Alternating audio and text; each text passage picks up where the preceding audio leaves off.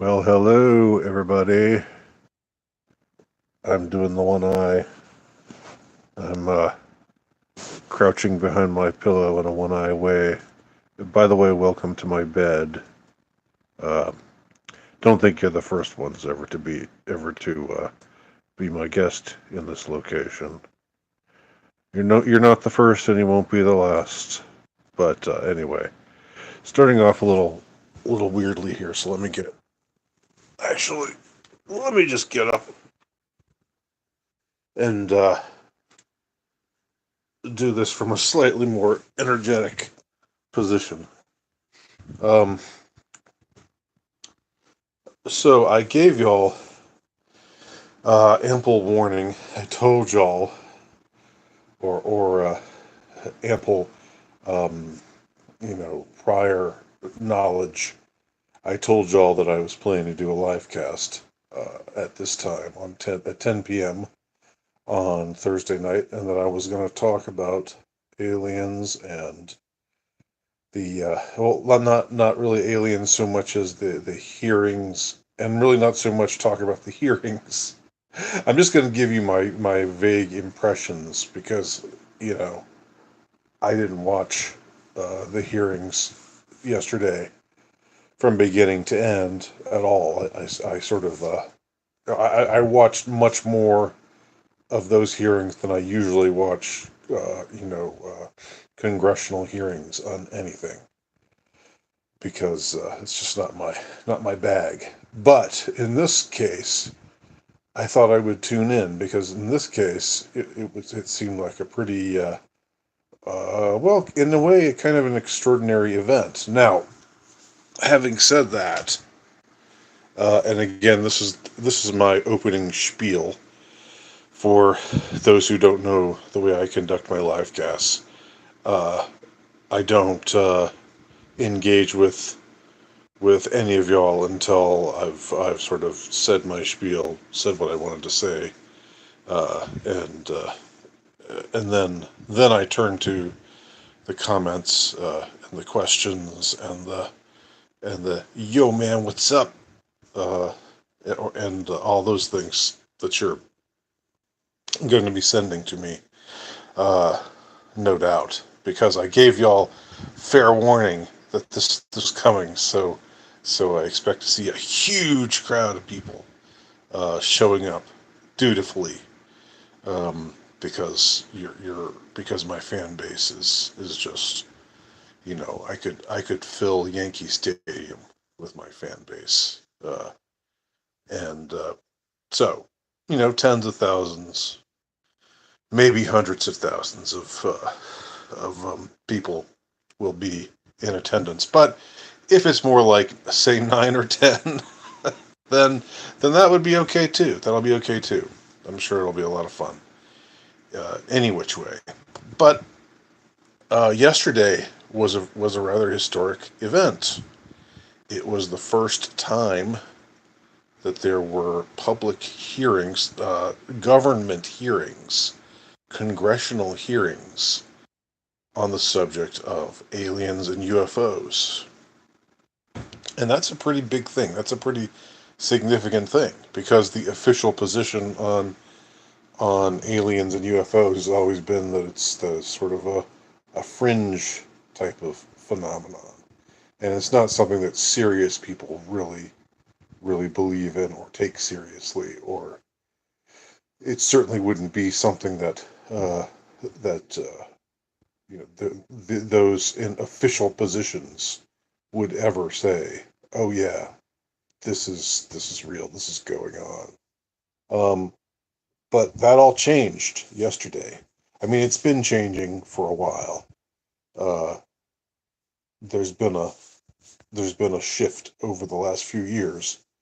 But yesterday was the real turning point, or the real significant moment where we saw supposed witnesses of UFO events or UFO sightings, and witnesses and whistleblowers, uh, and they're actually there and their comments and concerns are being taken seriously, and congressmen and women are there asking them things, and taking them seriously, and not just saying, why the hell are we wasting our time and resources on this fringe topic when we should be talking about the the budget, or I don't know, something boring. Um, so in that sense, it was a significant event. Now, as I've said before, this does not mean that aliens are real. Uh, in fact, if the government is now if the government is now officially telling us that aliens are real, that makes me doubt that they are. That makes me think, well, uh, they always lie to us. They always lie to us. Uh, so now they've done this about face on UFOs. What are they up to? You know, what's this all about? What's this really all about? Now, I'm not a big, as I've said before. Also, I'm not a big UFO um, person. Um, as far as belief in aliens goes, I'm agnostic, but I'm not all that interested either. I mean, I can see how it's interesting, and I think if I were to have an experience with aliens, I would get interested. But it's just not a subject that reaches out and grabs me. Um, but that being said, I don't understand the mindset of some people on the right, particularly more religious folks on the right, uh, who think that the alien thing is just ipso facto a deception. And anytime we hear about an alien, what we're really hearing about is a demon. I mean, I don't know why can't demons and aliens both exist? I mean, I've never understood why they can't. Um, there's nothing in uh, Christian theology that precludes the notion of aliens, the notion of uh, other races or other species that we don't know about, species of life that we don't know about, um, being from somewhere else, and that we have limited contact with for whatever reason, whether it's excuse me, whether it's talking, or whether we're talking about beings from other planets, or um, extra dimensional or interdimensional, or whatever. Um, I don't think uh, there's no you must believe this, you must disbelieve in aliens in order to be a Christian in good standing. Whatever kind of Christian you are, whether you're Catholic like me, or Orthodox, or Protestant. It just has never really made sense to me. And I know some people are very, they're very insistent about that. So, but of course, there are also people who think that space is a lie, and that the Earth is all there is, and it's flat, uh, and Copernican uh, cosmology is just totally wrong.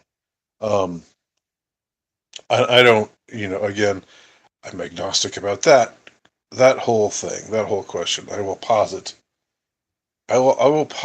ball Earth, though. Until shown, that the alternative is true. But I might be wrong about that. And there's quite, like, I guess the thing that I would be the most, the one space related issue that I guess I'm the most or conspiracy, if you want to call it that, or alternative theory about regarding space, um, and everything, that I'm the most sympathetic with. It's theory that the moon landings were fake. Now I've never come out and said this, and again, it's just not. You have a certain number of issues that you're going to you're going to take them, and they're going to be your thing. And even if you are a if you are a card carrying member of the conspiracy theorists union, um, and you pay your union dues, um, and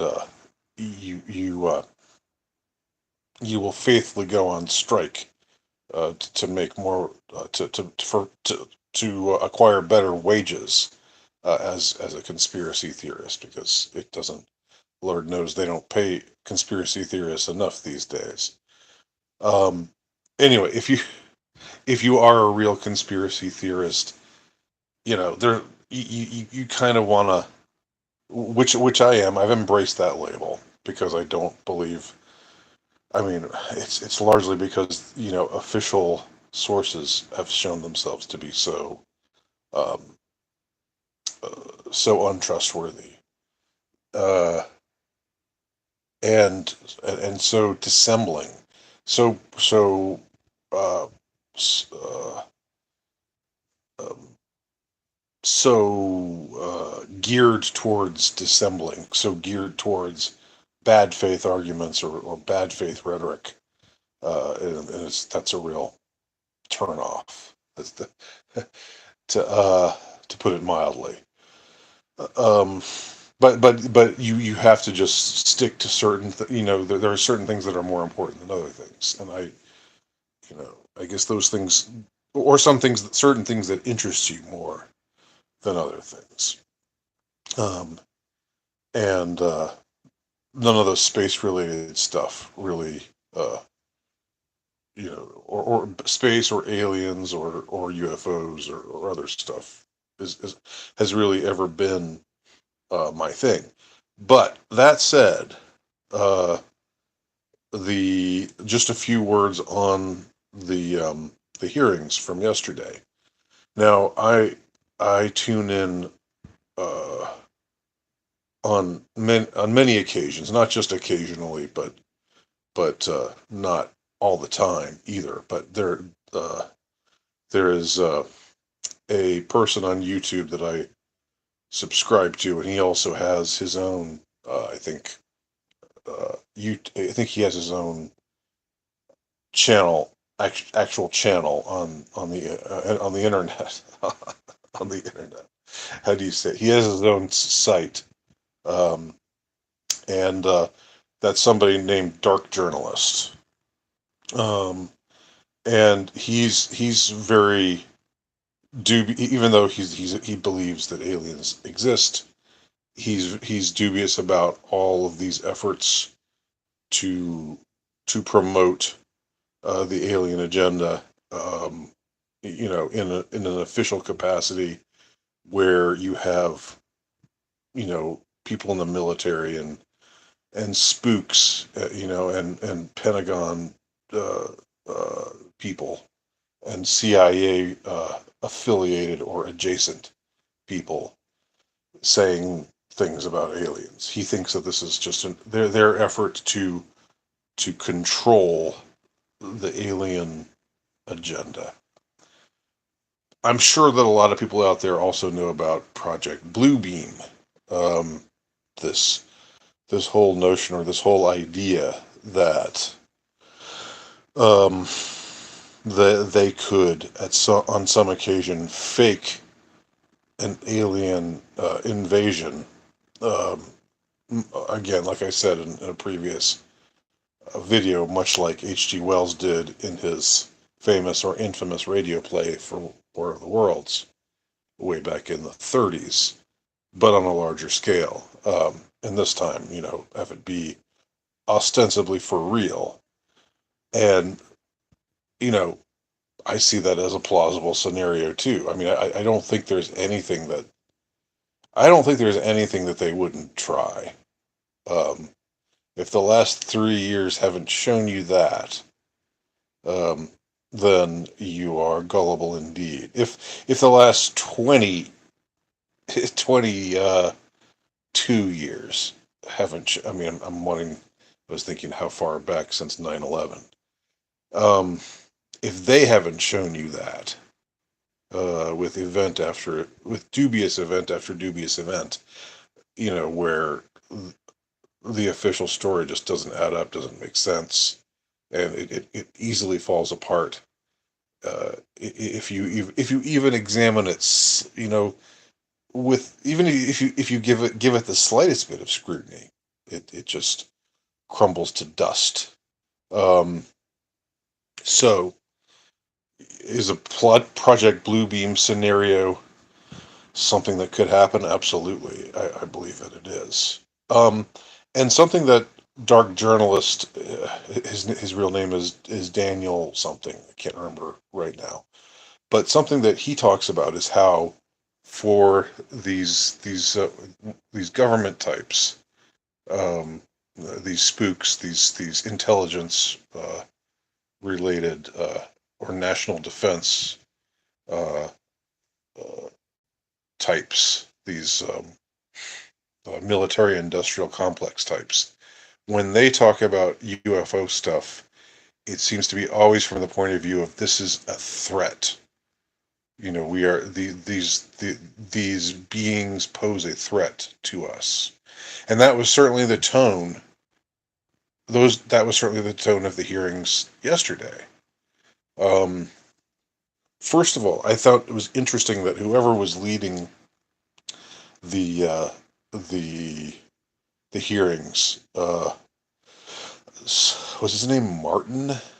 Um, for some reason they didn't have their like they didn't say Congressman blank with a D or an R by his or her name. Their tags were just uh, their names.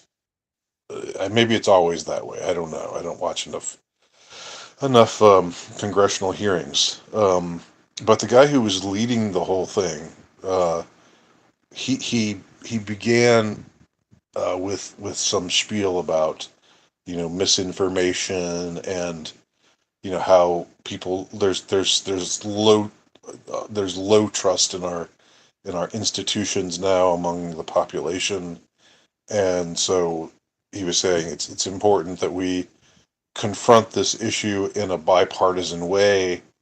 um, and so it was like he was trying to cast it in that light, like saying the public doubts us, and and there's so much misinformation and alternative facts going on out there. He used the phrase alternative facts, uh, which seems to be out of favor, but it was something that, which is a phrase I haven't heard in a while, but like a few years ago, it was a phrase that you often heard from people who were like taking on conspiracy theory and trying to white knight for the official story for the mainstream media or whatever. They say, oh well, you have all these wild-eyed conspiracy theorist people out there with these alternative facts, and aren't they ridiculous? Um, so so he was immediately casting it in that light. Instead of just saying, here's something here's an important issue that we need to get to the bottom of, and we're going to start today by talking to these people who have had this, who are witnesses to this extraordinary thing that's been denied by the government for too long. But today we're taking it seriously. This is the beginning of a new era. If he'd started it out like that, that would have been better. That would have sat better with me than him, going into this disinformation, sort of stance or rhetoric. Um, and so you got that. And then, as I said, the other thing, just without talking about the actual witnesses who were there and the events that they claim to have seen. Um, there it is the emphasis was on threat. This is a threat. This is a threat that needs to be acknowledged. They were saying this UAP thing again. Why they have to uh, reframe everything? Everybody just has always just said UFO, but now they're trying to make it their own thing. So they call it UAP. And I can't remember what it stands for right now, but it doesn't really matter. Um, they're not UFOs; they're UAPs. Uh, and uh, so they're like trying to take it down this different route or whatever by renaming it, rebranding it, and it's a threat. Like they're emphasizing the threat. Like our and I'm not even disputing like the official account. There are the accounts that are given by these witnesses. One fellow in particular, the older guy, I can't remember his name, but he seemed like an honest person. I mean, I got honest vibes from him. Um, the main guy, Grush, I don't know about him. I don't know exactly what I think of him. He's the one, and he was always saying, "Well, I can't." You're asking him, like to go into detail about this, that, or the other thing, and he always was saying, "Well, I can't do that in a public hearing like this, but if we were to meet in a skiff, I never knew what a skiff was before yesterday, but a skiff spelled it's an acronym spelled SCIF. It means a private room that's where they can meet and talk about things that are confidential or that are classified. No, the idea of things being classified just doesn't sit well with me. I understand, like in certain situations, the need uh, to keep certain things secret. I guess if it's maybe going to put someone's life at risk. Um, but generally speaking, it's like, why the hell am I not entitled to know? Are you guys better than me? I mean, you people who have top military clearance. I mean, you're entitled to know things that I'm not entitled to know, just as a regular citizen. That absolutely does not sit well with me. And this guy Grush was just kept saying, "Oh, we need to have I'd be glad to discuss that in a skiff." Again, the acronym, the what that acronym stands for eludes me, but basically, it's a private room. Um, uh, is UAP unexplained aerial phenomenon? Maybe that's what it stands for. I don't know, but yeah. So you got this emphasis on fighting disinfo. You got this emphasis on uh, like confidentiality, on you know not broaching uh, classified information. Like we've got, I mean, but then they talk so much about transparency. Like if either be transparent or don't be, or make no bones about how you're not being transparent, about how you are going to keep things a secret. I mean, but to say you're in favor of transparency and then at the same time just keep uh, refusing to answer things because this is something that's gasp the general public is watching, and we don't want the general public to know about these things. I mean, that got on my nerves, quite a bit. Now, and also the emphasis on the threat. Like whenever, like they try to control us with fear. Fear is what is most often invoked by the powers that shouldn't be.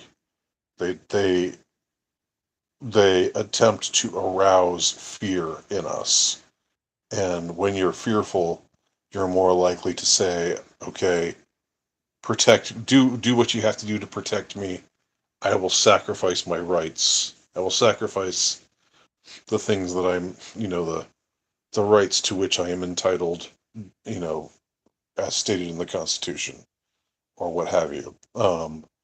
I'll just give all that up and give it over to Big Daddy to make sure that I am not harmed. It's very uh, emasculating in a way. It's very feminine. It's treating the public like you're a damsel in distress who needs uh, who needs to be aided. But more properly, it's more like you're being treated like you're a child, and let Daddy take care of it. And there's certain things that Daddy can know, and that you're just not. It's not proper for you to know because you're just a child. That's the way that they frame it. I don't subscribe to that at all. I don't believe that at all. Um, I think if they've got information on UFOs or aliens or whatever or anything else, there's no reason why you and me, ordinary type people, shouldn't shouldn't know about it. There's no reason why they should know about it and we should be kept in the dark about it.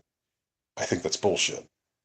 Um, let me see if there's anything else to be said about it. But I mean, I think the things that were actually broached in that hearing, everything that I've said, all the skepticism that I've said, my cynicism about these kinds of events aside, and my cynicism about the powers that be, my hatred, generally speaking, of the powers that be uh, uh, aside, and of authoritarianism in general aside, I do think it's pretty interesting and pretty extraordinary the things that were admitted to. Like they said, oh yeah, we found what did he call it? Alien biologics.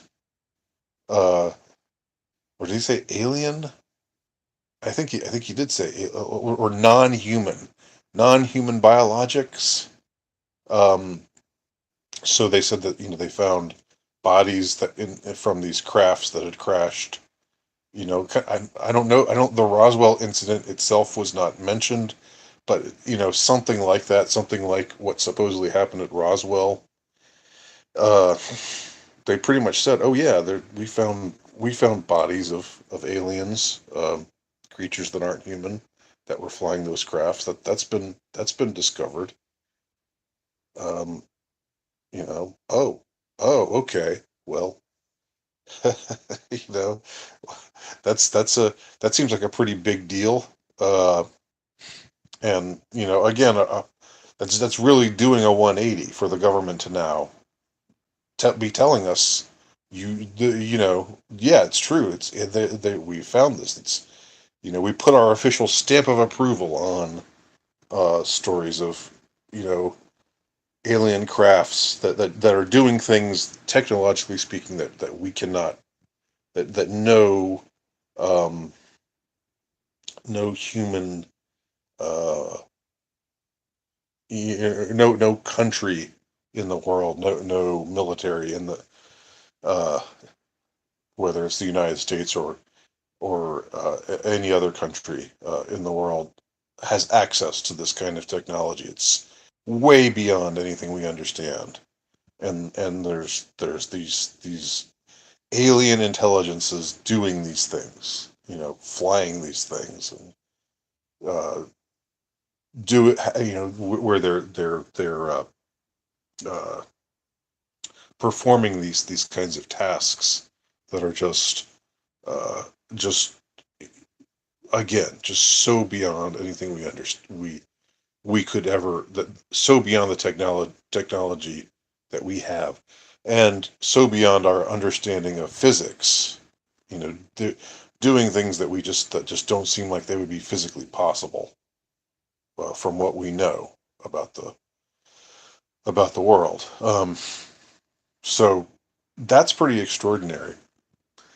I find interesting. I think and this is the last thing I'll say, and then I'll look at people's comments. But I find it interesting that they brought in this whole all this stuff about commercial airlines, oh, we have all these pilots um,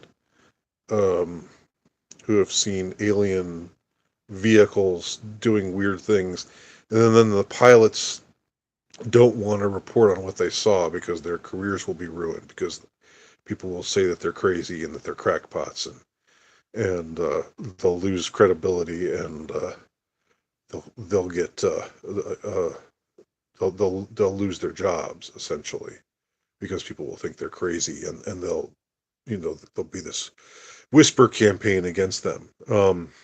So they're afraid to talk about these things. And they talked about how this is going on not just with military, but also with commercial airlines. And so they bring in this whole idea of threat, like, oh, well, this is a threat to people, anyone who's in the sky, um, including commercial airlines.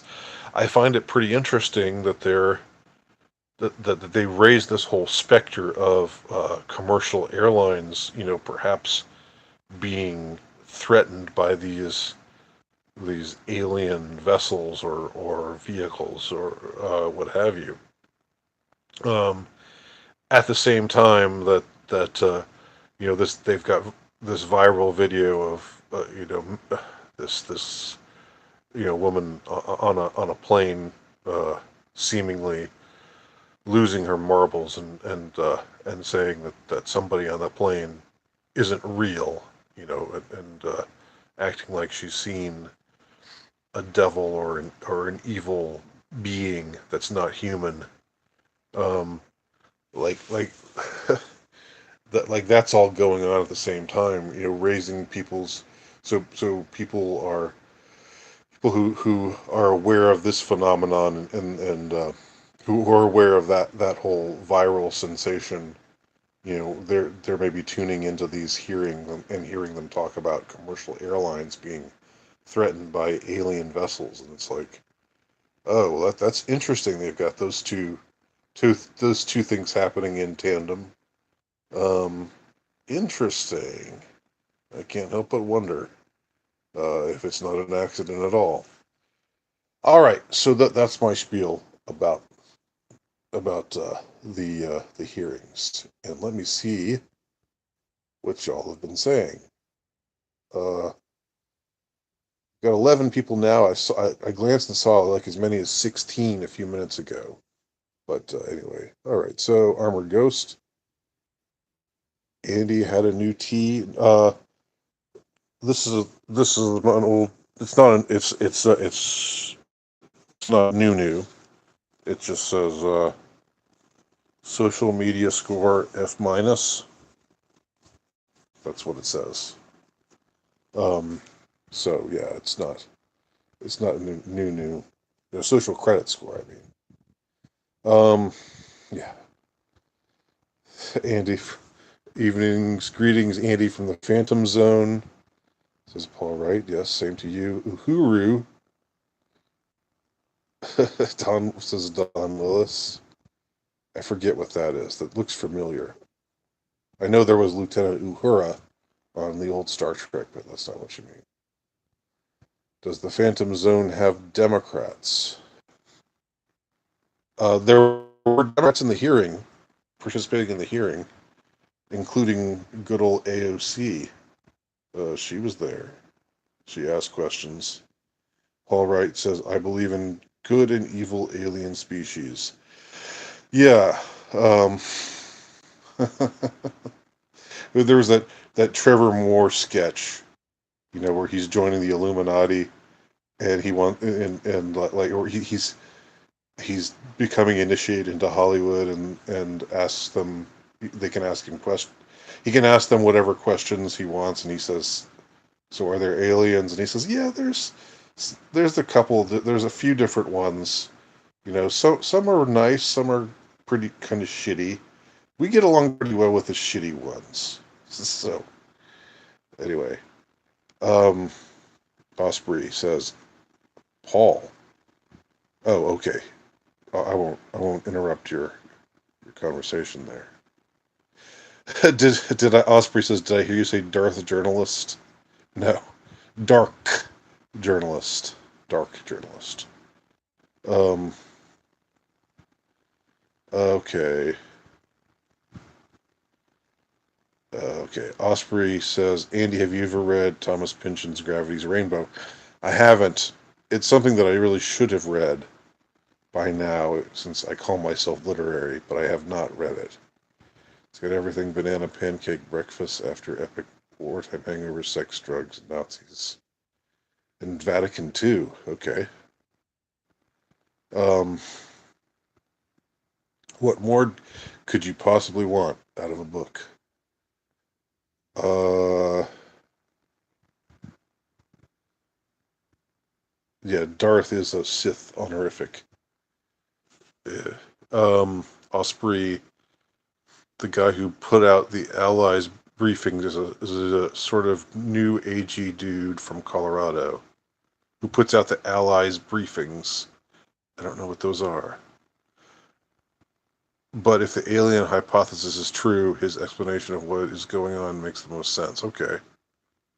Uh, not increasing that bigly, but it's okay. We're, we few, we happy few, we band of brothers. We're good enough. We're good enough for one another.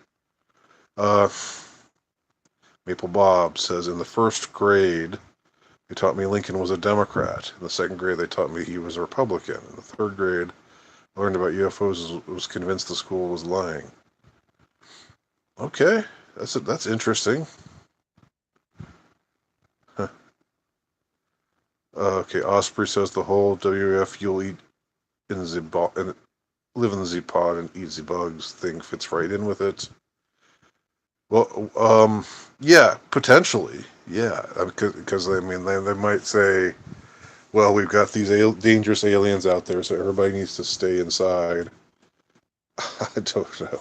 I don't know. They could do that and make it all fit in with all the globalist, you know, World Economic Forum stuff. Um, yes, of course, commercial pilots have seen them those more flight hours. Yeah, makes sense. Andy is the most interesting bouncer you could talk to. Thank you. Thank you. That's, of course, referencing my story about being mistaken as a bouncer while I was in a bit of a club in New York City. That was one of my prouder moments. Um, right. Maple Bob says there was that show with Jason Bateman and Sandy Duncan where the dad was a pilot and saw a UFO and his job was threatened. Oh yeah? Was this a comedy show or was this serious? I don't know that one. Maple Bob, too much banana stuff for me? I don't know what that means. Armored Ghost, Andy, have you read Neuromancer? Again, you all are making me feel illiterate right now. Um, I've heard a lot about it. William Gibson, but no, I have not read it. Okay, not Vatican II, the V2 rocket. Okay, gotcha. Paul Wright. Do you like Sinead O'Connor's Nothing Compares to You? A bit off topic. I know I know she died was it yesterday? Day before yesterday, which is sad. I think I do I like her song Nothing Compares to You. Uh, I've never been. I'm not the biggest fan, but I think that um, I think she was probably somebody who actually meant well, in spite of being kind of a little out there. So I tend to view her a little bit more. I tend to view her somewhat sympathetically uh, as a person, whereas I think back in the day, I just sort of thought she was a pain in the ass. Um, that was the standard. If you were a conservative, that was the standard way you thought of her, especially when she tore up the picture of the Pope and on SNL. Um, but okay, so Valerie's Family, something like that. That's the show you're talking about. I'll look into it. I'll see if I can do some research and find out about that. Um, okay. Well, that's where we're at right now. Looks like that was the last question that I got. Um, so I don't want to I don't want to extend this beyond its. I want this to be long enough to cover the topic and short enough to be interesting, as they say. So, yeah, Marshall Applewhite, Hitched a Ride on Hailbop. That whole cult. That's a weirdo cult to say the least. I don't know what to say about them. You know, a lot of cults. I think now definitely have intelligence ties, or or are led by a lot of cult leaders. I think are in reality intelligence assets. I think there's ample evidence that Jim Jones was. um, and oh god, that cult out of New York State that had all the celebrities in it.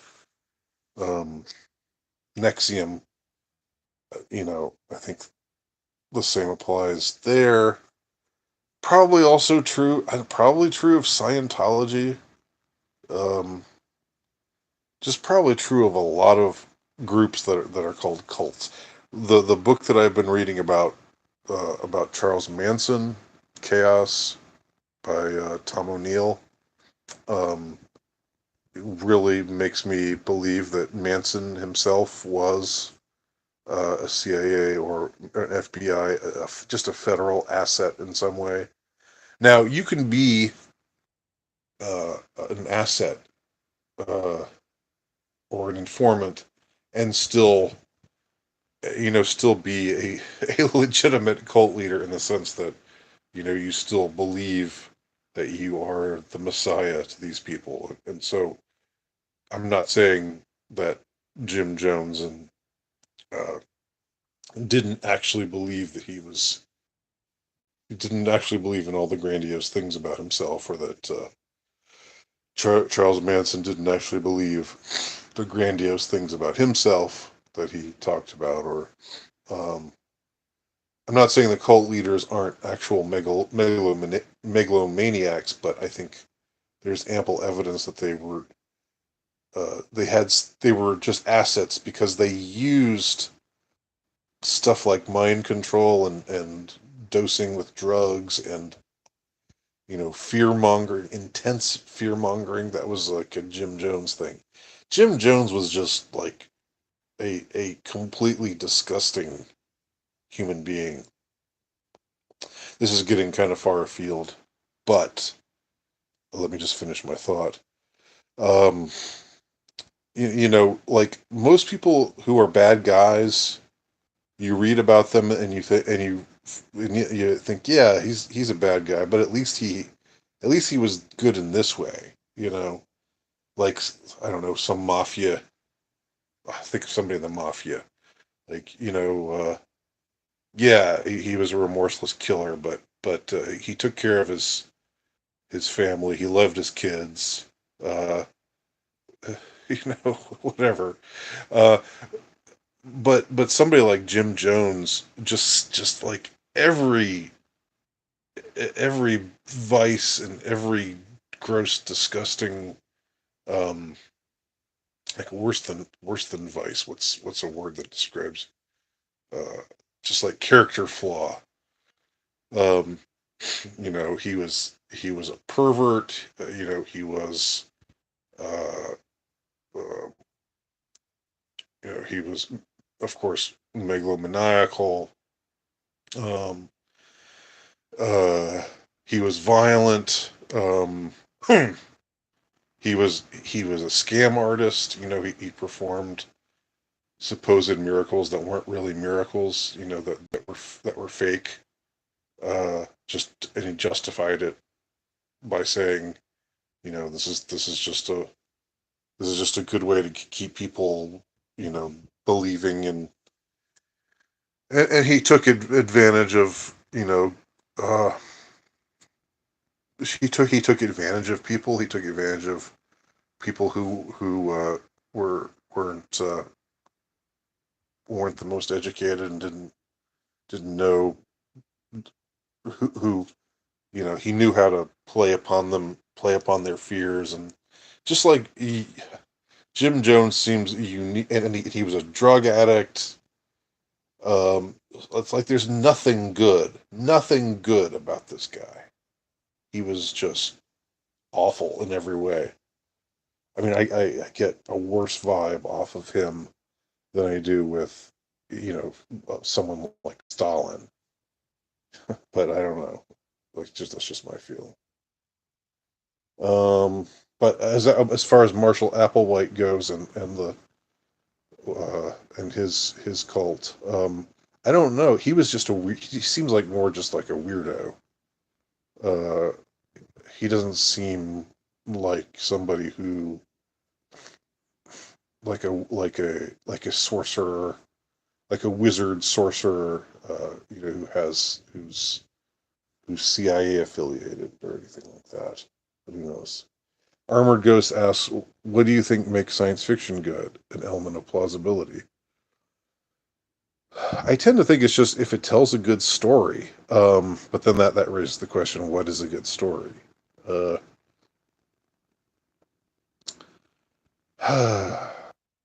I don't know what the common denominator would be with science fiction, and I'm a science fiction fan, have been since I was a kid. Uh, I think that plausibility, yeah, like having like sometimes it's like and, having a premise that's interesting and original and maybe kind of plausible. Like for example, I don't know if this movie is any good yet, but I just saw it on Netflix, and I thought, wow, that's an idea I've never heard of before. It's like this future. It's set in this future world where people have the option of trading in their giving up a certain number of years, giving somebody else their, like you can sell 10 years of your life to somebody who's rich. Uh, like, so if you're 24, you suddenly you just become 34. They drain 10 years off of your life, but you get a lot of money for it. So like that struck me as like a really cool dystopian premise, you know, which has an element of plausibility, and just this vampiric, um, you know, the the wealthy and the well placed just vampirically feeding off those who are kept in in in destitution and poverty. That's a cool premise. I'm gonna watch it, and maybe it'll be good, maybe it won't. But the premise is cool. Um, Her mom was literally mommy dearest. Oh, you're talking about Sinead O'Connor. So her mom was abusive, I guess is what you're saying. I don't know much about her family. I know she ended up a Muslim, which was interesting because like in the 80s and or in the 90s, I guess was when she first came on the scene, or maybe it was the very late 80s. She was like this big feminist, uh, who didn't want to be sexy and stuff, uh, so she shaved her head and um, but but then she ended her life as a Muslim. Strange path for a feminist to take. Okay, but anyway, Maple Bob, I found the show with UFO. Okay, from 1988. Okay, interesting. Narcissism makes good science fiction, but not good religion. Good. That's interesting. I mean, I don't think the Matrix. I think the Matrix is heavily overrated, but there are probably some other movies and books, stories that are told that have a similar Gnostic premise that are better. Um, yeah, 13 viewers. All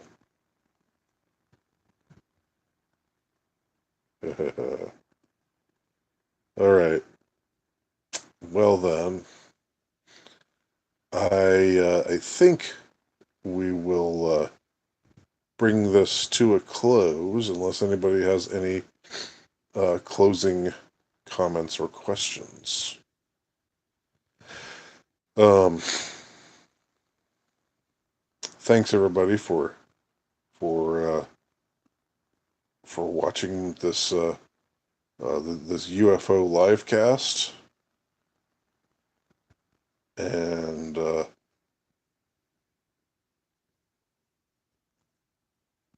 okay, I missed one. John Shirley's Eclipse trilogy. I didn't see that one. I'm not familiar with that. Okay.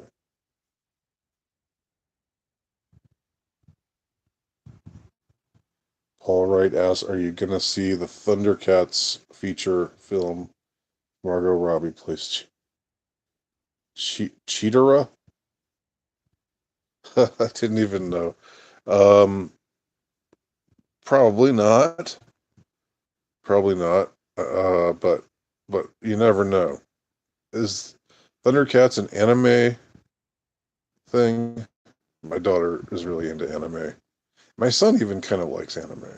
Anime is a new sort of thing. I mean, it's not new, but it's new as far as youth liking it. Uh,